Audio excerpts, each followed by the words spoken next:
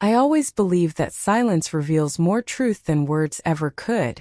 Maybe that's why, on the night everything finally cracked open, I sat at that long mahogany table saying nothing, just listening.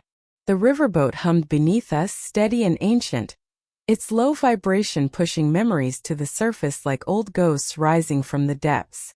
Across from me sat Torius, my son, shoulders hunched, eyes glued to the tablecloth as if it could hide him. Beside him sat his wife, Kenyatta, still wearing that polished confidence she mistook for strength, but even she could feel the shift in the air. Something heavy, something coming. I had invited them to dinner because lies taste bitter, and I didn't want to carry that bitterness into another sunrise. The candles flickered softly, shadows moving across their faces, revealing every guilt-ridden twitch they tried to suppress. "Mama, prices went up," Torius whispered, attempting a smile that collapsed halfway. "The pharmacy is expensive. Groceries too." I nodded slowly, flipping open the folder I knew by heart. "Yes, prices went up." My voice was calm, too calm. But interesting how the difference went to Kenyatta's manicures. Her face tightened. She didn't speak. I turned the next page. "You brought me a bag of grits and a carton of milk. But you wrote off $1,000 a week as helping Mama." I tapped the paper. "And gas for your SUV charged to my pension card." Torius swallowed hard. "Mama, it's a mistake." "No," I said quietly. "A mistake is forgetting milk in the fridge. This was theft done while looking me straight in the eye." Their silence cracked something inside me. A tremble of anger, of heartbreak, of a mother finally seeing the truth without excuses. I had been patient far too long. And tonight patience had finally died. I leaned back in my chair, letting the soft creak of the wood settle between us. The river outside kept flowing, brushing against the hull in a slow rhythm that reminded me of my own heartbeat. Steady but tired. So tired. For months, maybe years, I had felt something shifting in the shadows of our family. But denial is a warm blanket, and I had wrapped myself in it far too long. Torius avoided my eyes, wiping his palms on his pants like a child fearing punishment. But he wasn't a child anymore. He was a grown man, sitting across from a mother who had trusted him with everything. Kenyatta stared out the window, jaw tight, pretending the night scenery could save her. "Y'all know I ain't stupid," I said softly. "I may be old, but I hear things. I see things. I feel what's mine being taken from me." My voice trembled, not with fear but with clarity. Torius finally looked up, and for a moment I saw the boy he used to be, the one who hugged me tight after scraping his knee, the one who brought me Mother's Day cards made of crayon and notebook paper. But that boy was gone now, replaced by a man shaped by pride, pressure, and someone else's influence. "Mama, we only wanted to stabilize things," he whispered. I shook my head. Stability built on lies collapses eventually. I placed my hand on the folder again, steady. "You weren't helping me. You were helping yourselves." Kenyatta shifted, finally speaking. "You have extra. You don't spend money like that. It wasn't hurting you." Her words sliced deeper than she intended, because they weren't just careless, they were cruel. "It hurt me the moment you felt entitled to what I worked for," I said. "It hurt me the moment you stopped seeing me as Mama and started seeing me as a resource." A long silence stretched, heavy as wet fabric, and I realized betrayal sounds a lot like quiet breathing in a room where trust has died. As the days passed, that conversation kept replaying in my mind like a whisper I couldn't silence. I'd walk through the house and notice the faintest things out of place. Drawers left open, lights I never switched on, a sense of someone else's breath lingering in rooms I had just cleaned. I tried telling myself it was nothing, that grief can twist reality and make shadows feel alive. But this was different. It felt intentional, observant, almost aware of me.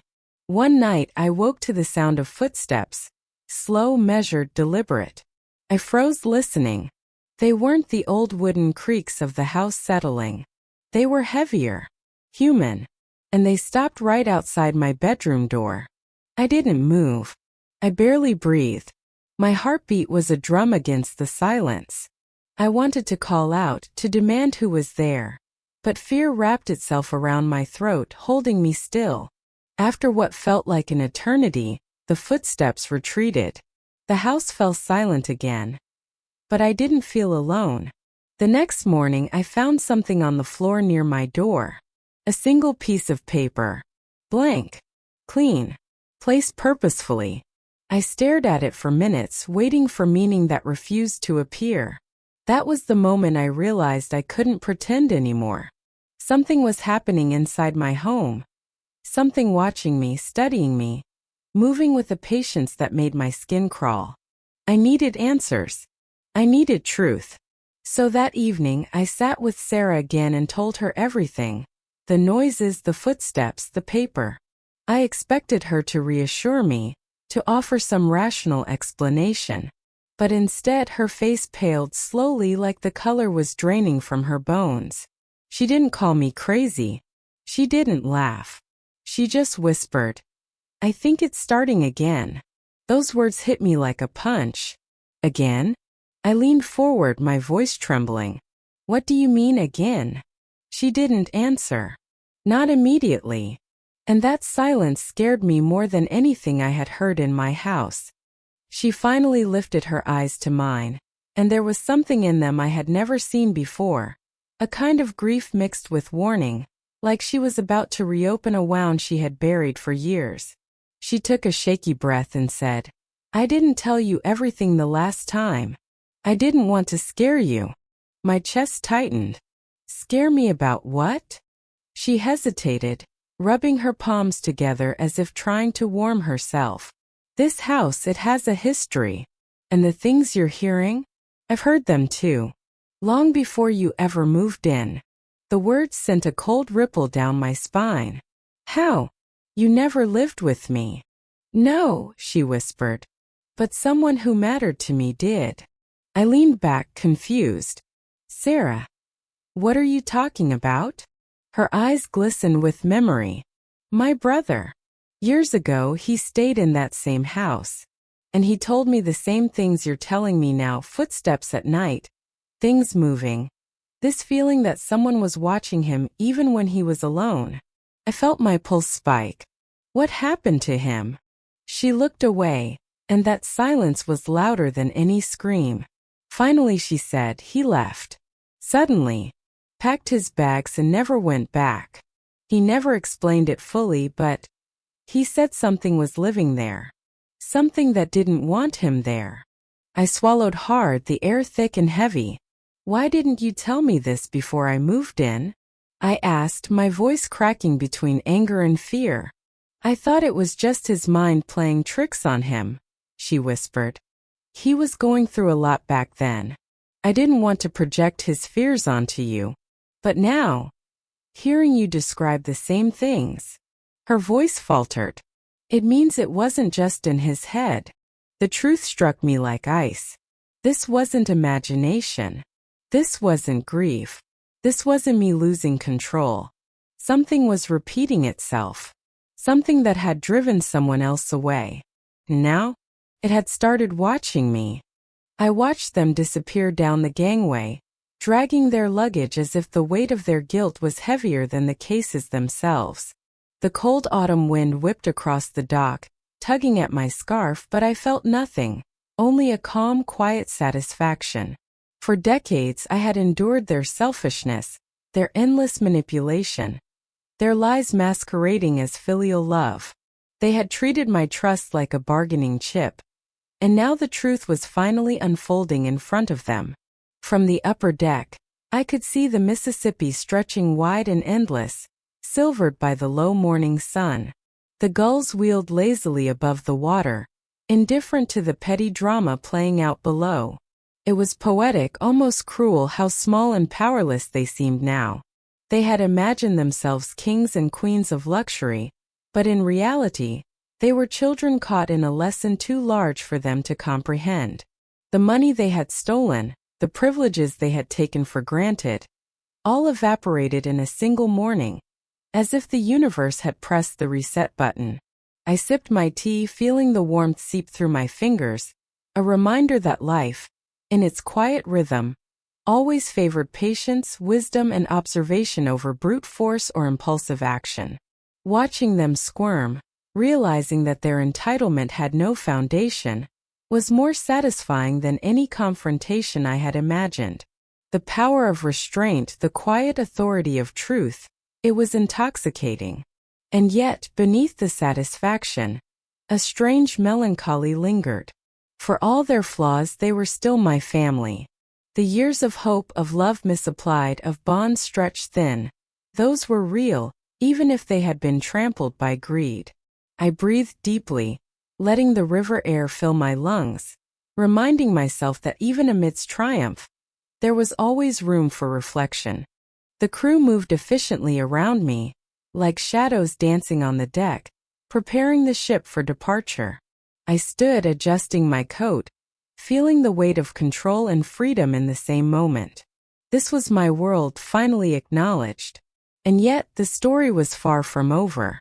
Their reckoning had begun, but for me the river still flowed, vast, endless, promising new journeys, new horizons. The morning fog rolled across the river like a soft, gray curtain, muting the sound of the engines and the distant cries of birds. I remained in the sunroom on the upper deck, wrapped in my plaid blanket, a cup of steaming herbal tea in hand, watching the world come alive slowly around me.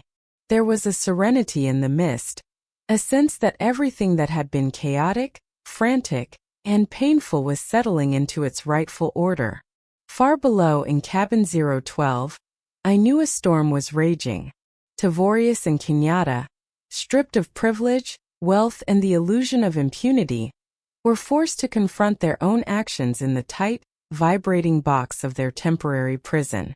The hum of the engines created a constant, unnerving rhythm, amplifying every tiny frustration, every whispered accusation, every flash of blame exchanged between them.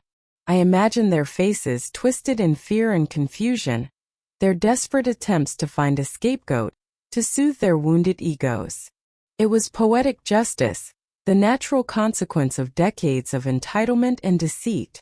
Yet I did not gloat openly. My satisfaction was quiet, reflective, a deep-seated sense that the universe had finally aligned with the justice I had long envisioned. I took another sip of tea, letting the bitterness mingle with warmth, a reminder that life was a blend of sweetness and hardship, of triumph and humility. My eyes traced the lines of the river. The trees reflected in its slow, patient current, and I felt something I hadn't in years: liberation. Kenyatta appeared at the door to the sunroom, hesitant, timid, a shadow of the woman who had screamed, demanded, and plotted only hours before. Her posture was collapsed, her eyes swollen, her voice barely a whisper. "Mother Oilia," she began, trembling, uncertain, searching for forgiveness or perhaps confirmation that she had not completely failed.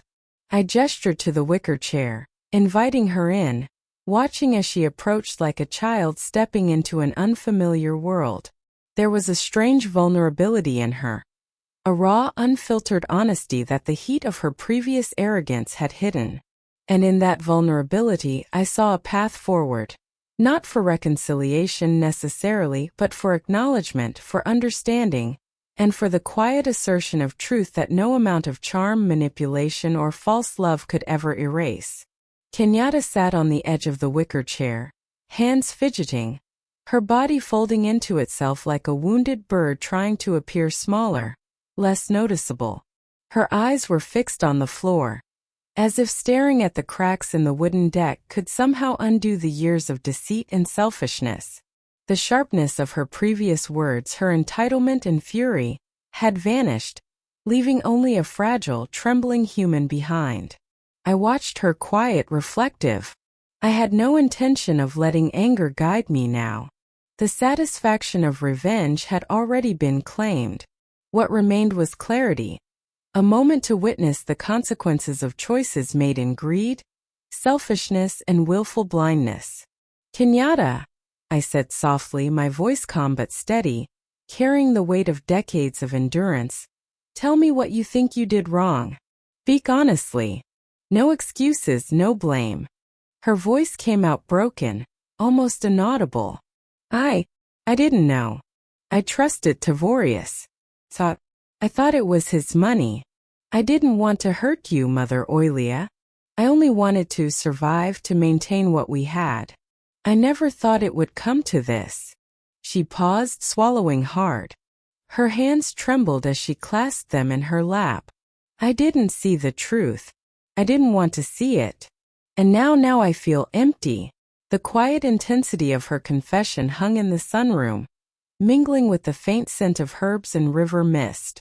I could have corrected her, reminded her of every lie, every theft, every manipulative gesture.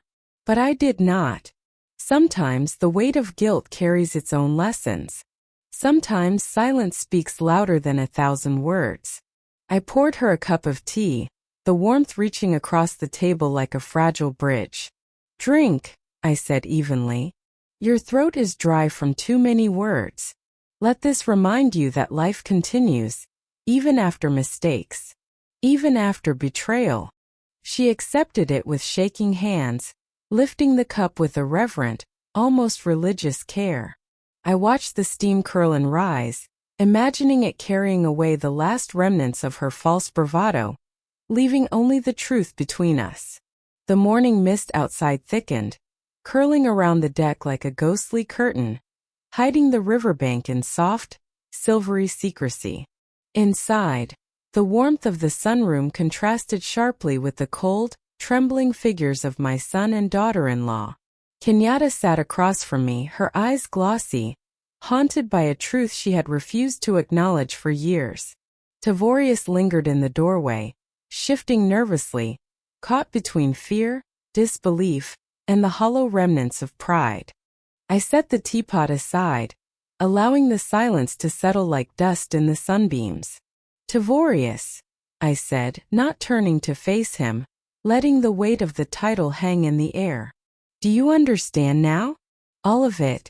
The money, the lies, the pretensions, the roof, the bills, the so-called sacrifices.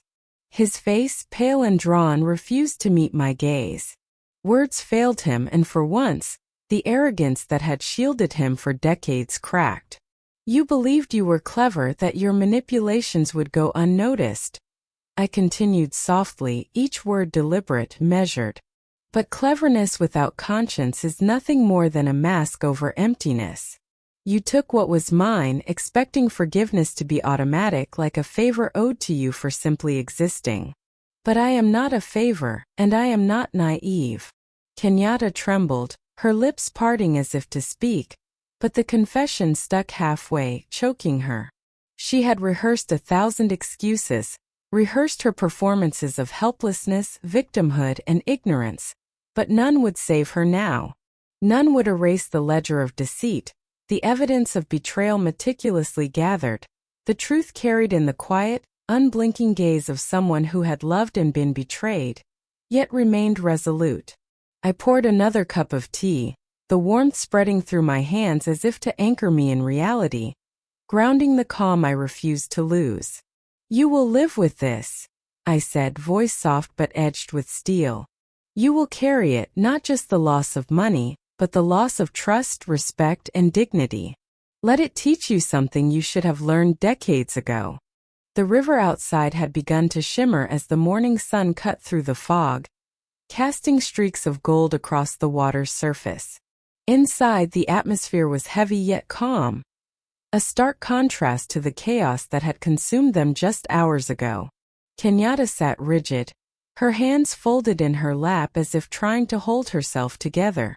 Tavorius leaned against the doorway, eyes darting between me, the tablet still open on the table, and the scattered evidence of their own misdeeds.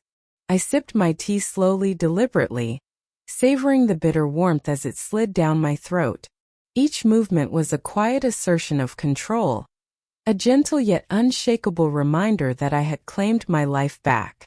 For years I had been careful, cautious, bending only when necessary, but now, standing firmly in the aftermath of their greed, I understood the power of patience and observation. I had waited, measured, calculated, not for vengeance but for clarity. And clarity had arrived. "Tavorius," I said, setting the cup down with a soft clink.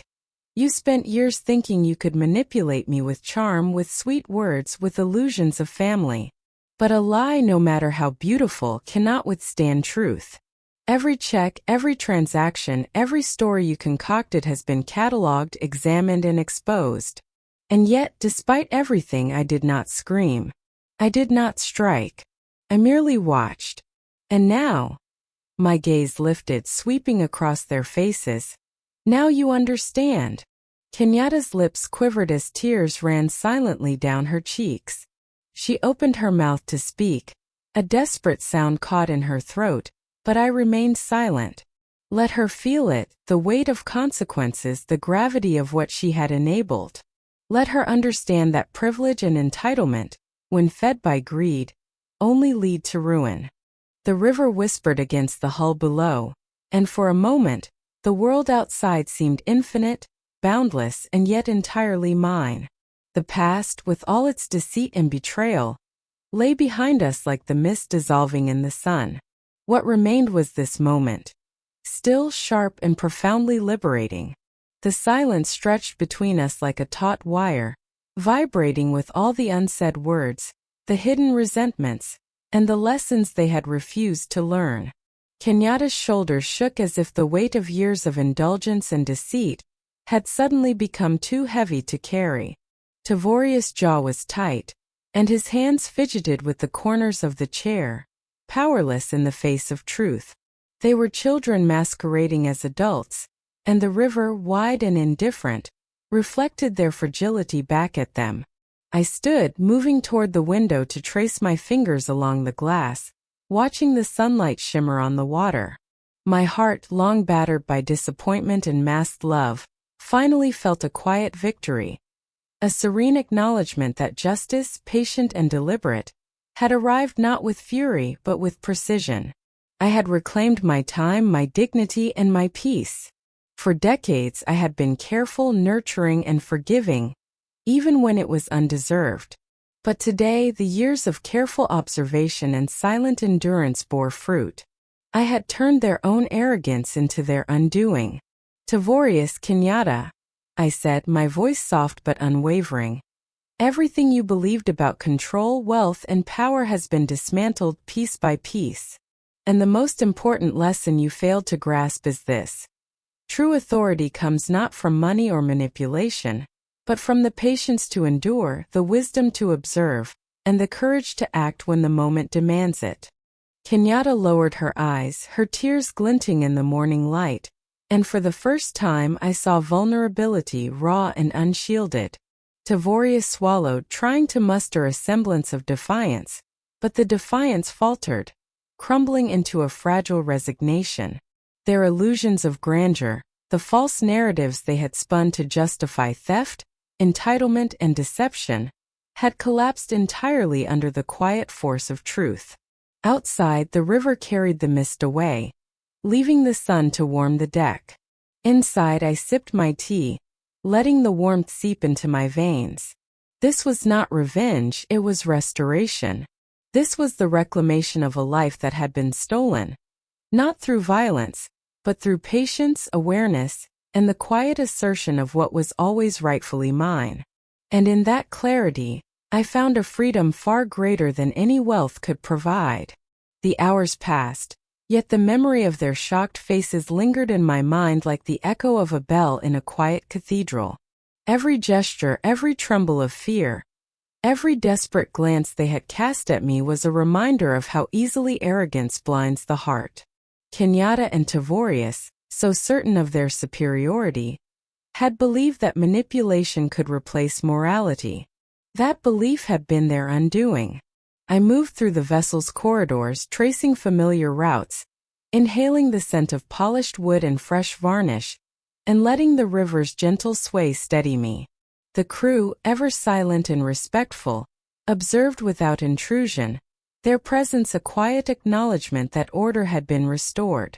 This ship was mine, not just in ownership but in essence, in the calm discipline and the harmony it represented. Here every detail reflected not vanity, but purpose, patience, and care. Every polished brass fitting, every carefully arranged deck chair, every room filled with light and air was a testament to the life I had built from perseverance, not entitlement. I paused by the main salon, where sunlight spilled across the gleaming floor, and allowed myself a brief reflection. These past years I had endured so much, betrayal masked as affection, greed cloaked in familial loyalty, deception disguised as love. Yet, in their unmasking, in the revelation of truth, I felt not triumph born of cruelty, but peace born of clarity. I had observed, calculated, and acted, not out of spite but out of necessity. In that moment I realized how fragile the human mind is when divorced from honesty. They had clung to narratives that served them, yet when confronted by reality, they had nothing to stand on. And I, having weathered the storms of life, of loss, of disappointment, of betrayal, stood solid, unshaken. The river flowed endlessly outside, indifferent yet magnificent, and I felt in alignment with that eternal current. Life, like the river, moves forward unrelenting, and it is only when we seize the flow with intention that we truly claim our freedom. The morning mist clung to the river like a delicate veil, softening the world into muted shades of silver and green.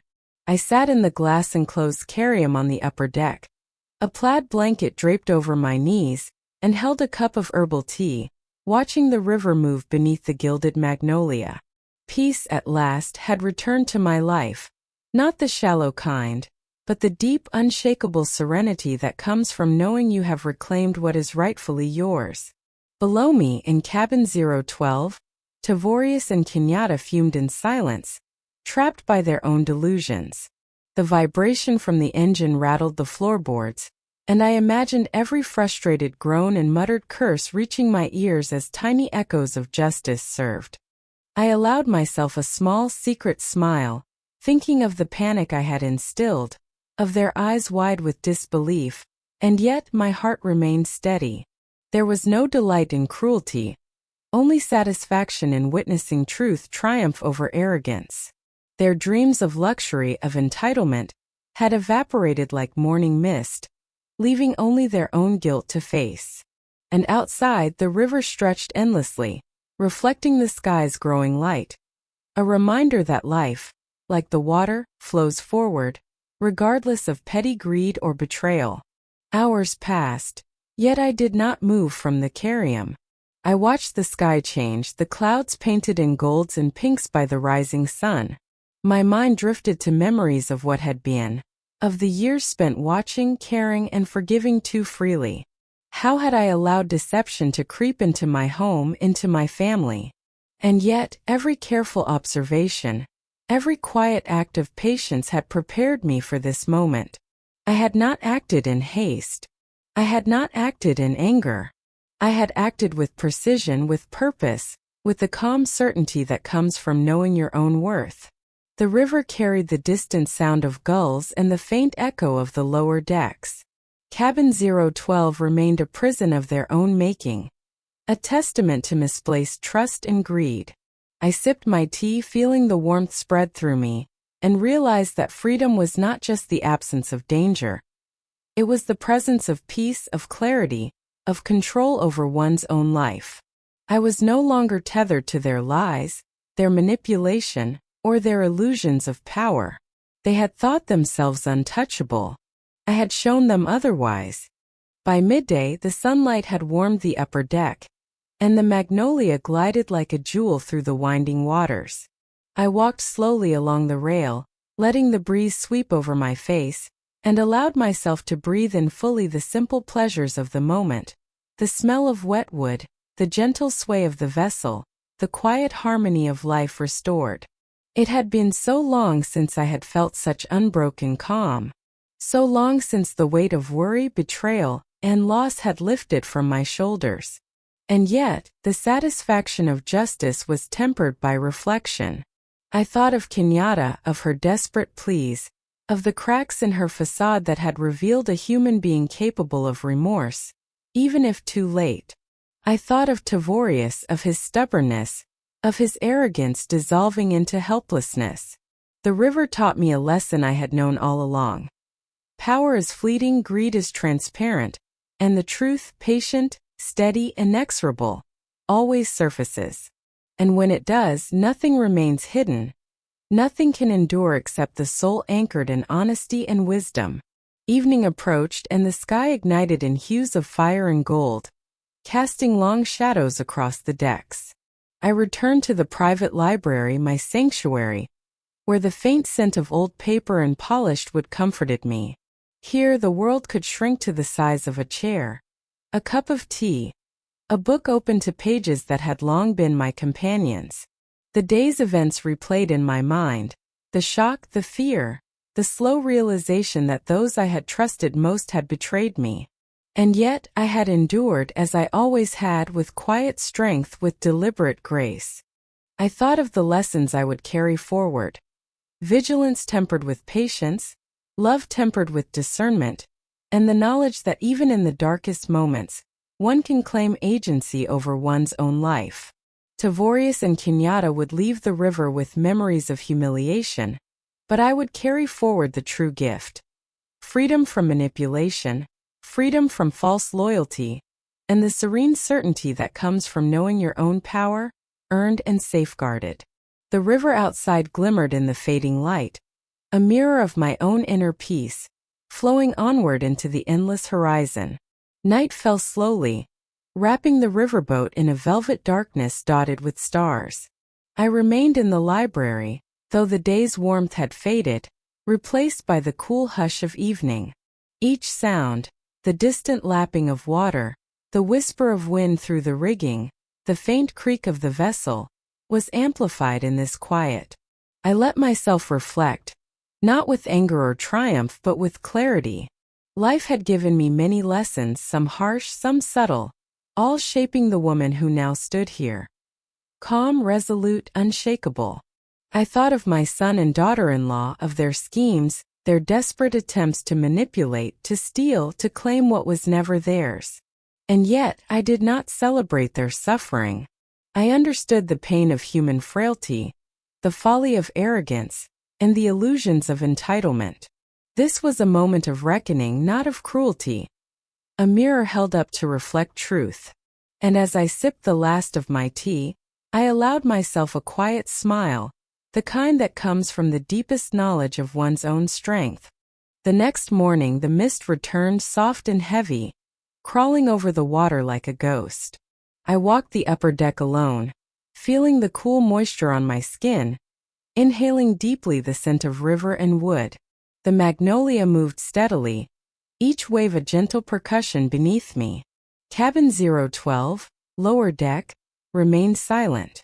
I knew the storm of fear and confusion raged still within, a fitting consequence of choices made.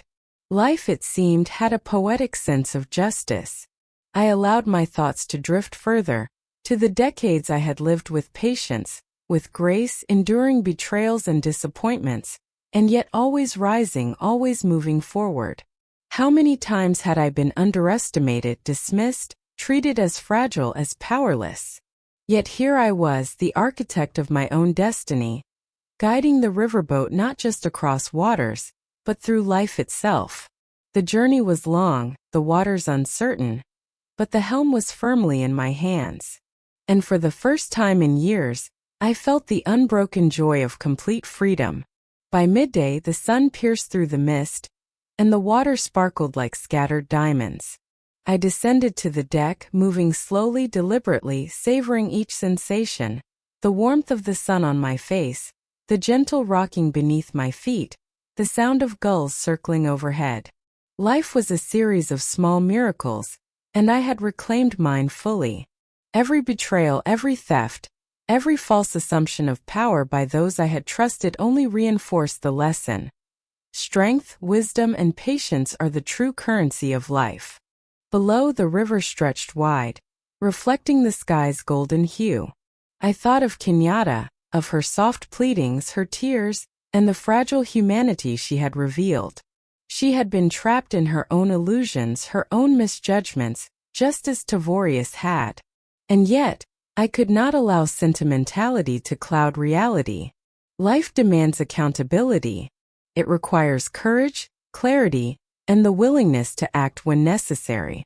I had acted. I had reclaimed what was mine. And as the river carried us onward, I felt a profound sense of balance restored. A quiet triumph that needed no applause. Evening approached, painting the horizon in blood oranges and deep purples. I returned to my sanctuary, the library, and allowed myself a quiet moment of reflection. The river outside mirrored the colors of the sky, endless and serene, as if promising that life, even after hardship and betrayal, could be beautiful. I thought of the magnolia's journey, of each mile traveled, each wave overcome, as a metaphor for my own life's path. Steady, deliberate, guided by experience and inner certainty. I realized that true freedom is not simply the absence of adversaries, but the presence of wisdom, the clarity to see through deception, and the courage to act decisively. Tavorius and Kenyatta had learned their lesson, yes, but I had learned something far deeper. That self-respect, patience, and quiet determination are forces more powerful than greed, rage, or entitlement. I sipped my wine slowly, savoring the taste of life reclaimed, of dignity restored, and felt the quiet warmth of accomplishment settle in my bones. The river darkened into night, stars reflecting on the gentle ripples like 1,000 small candles. I stood at the railing, feeling the cool wind on my face, and let my gaze wander over the endless horizon. I had faced betrayal, greed, and manipulation, yet emerged with clarity, strength, and serenity. The past had been heavy, but the present was mine, luminous and infinite. The magnolia carried me forward, and with it, the realization that life is never about revenge. It is about reclaiming your own power, your own peace, and your own truth. To anyone listening, remember this. Strength is quiet. Justice is patient. And freedom is found in knowing your own worth. Even when the world doubts you. Cherish your moments, protect your heart, and never allow others to dictate your path. Life is a river ever flowing, and it is yours to navigate. Take hold of your course, embrace your journey, and remember that every ending is only the beginning of something greater.